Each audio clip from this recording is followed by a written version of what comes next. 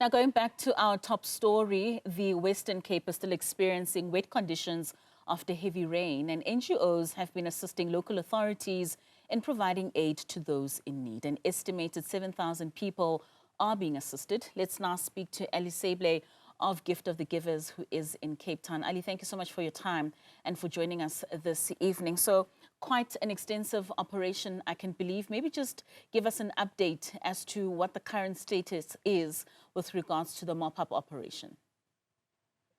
It's still pouring in the Western Cape, and we are still receiving calls from informal settlements for assistance. It has been a busy 48 hours for the Gift of the Givers team members. On the first 2 days of the torrential rains, the Gift of the Givers assisted 5,000 hot meals and 2,500 blankets on day one. And as our teams were on the ground, as informal settlements were coming through, the numbers rose by the thousands. Today, our teams were back on the ground, distributed in the excess of 7,500 meals, 2,500 blankets, and baby care packs for families as well. People have lost all their belongings. Their food has been contaminated. Gift of the Givers has prioritized the distribution of hot meals. Tomorrow, our teams will be distributing close to 10,000 hot meals to various informal settlements, extend the operations of blankets, and we do not see water subsiding soon. As we do know, there's a warning of another cold front approaching the Western Cape, and the numbers might change in the next few hours. So, I mean, you make mention of these large numbers in which you've already started with giving some humanitarian aid in terms of blankets and food. Which areas are you operating specifically in? The areas that have been the hardest hit has been the major informal settlements in the Cape Metropole. It's been Kailicha, Harare, Site C, Site B, Langa, Paula Park, Lotus Park, Guguletu, Nyanga, and various other informal settlements in the Cape Metropole. We've also reached out to areas outside in terms of the Saldanha Bay municipality district, the Friedenberg area. We have teams deployed in the Umbakweni area as well, just to do further assessments. Tomorrow we'll extend operations to that area, and tomorrow we'll be assisting other informal settlements that we have not been able to assist over the last 2 days. So operations will continue, and our main aim is to prioritize the elderly people and women and children. And some of the challenges that you're experiencing, especially with these spatial planning issues around many townships and informal settlements, what are the challenges that you're experiencing there, especially when it comes to access? The main challenge is sometimes, which can be, it's the accessibility of roads flooded, etc.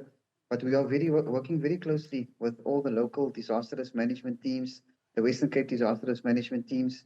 Before we go in, and we're very grateful to the South African Police Services as well, who guide us if any roads are closed, which alternative routes to use. And that has been the only delay in terms of delivering humanitarian aid.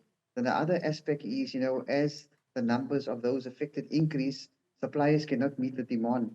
Currently, there's a need for close to 10,000 blankets, and we are only been able to distribute half of the blankets because most of the suppliers do not have stock. We have activated additional stocks from our other warehouses in the other provinces.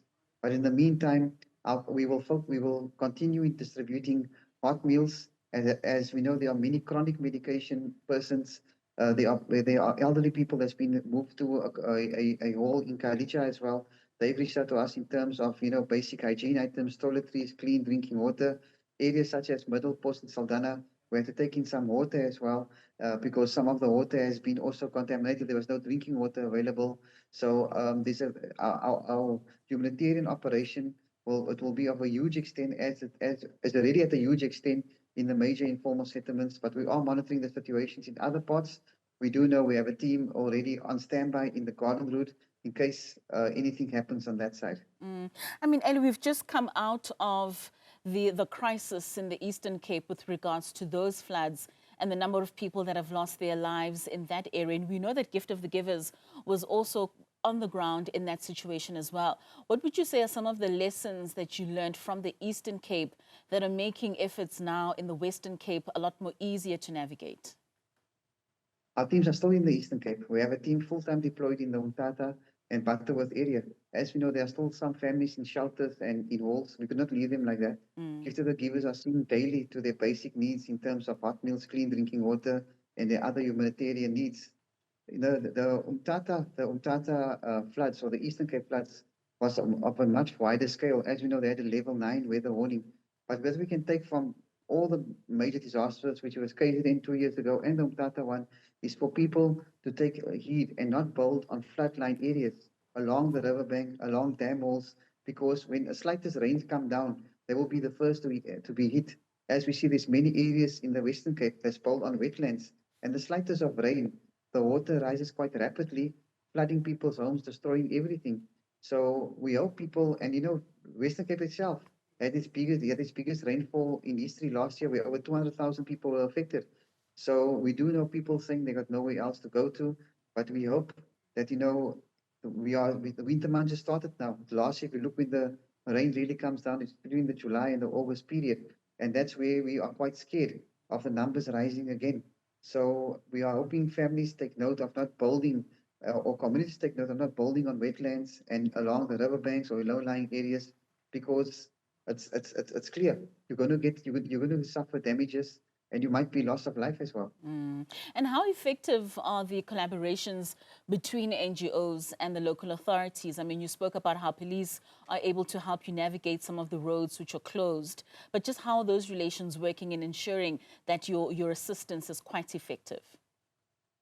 We have a phenomenal relationship with the South African police services, with the local disaster risk management teams, the Eastern Cape provincial disaster risk management teams, the Western Cape disaster risk management teams. As you could see, the collaboration in the Eastern Cape, you know, it was a model for the country. Our search and recovery teams are still working with the South African police services, with the Eastern Cape EMS department. On this side in the Western Cape as well, we're working with all the local disaster risk management teams, which makes our point of distribution much easier, because when we come on site, we do not want to be stuck.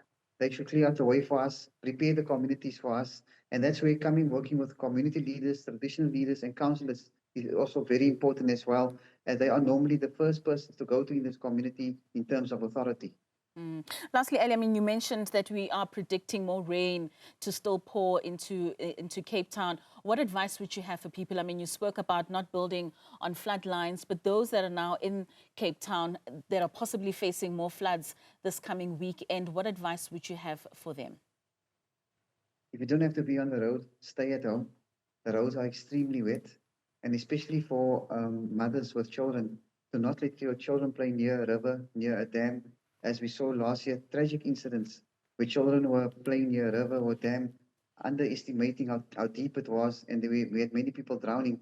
The search and recovery teams, the disaster management teams are already stretched in terms of monitoring situations in the informal settlements, in terms of other challenges the city might have, and this can be an extra challenge if there's a loss of life.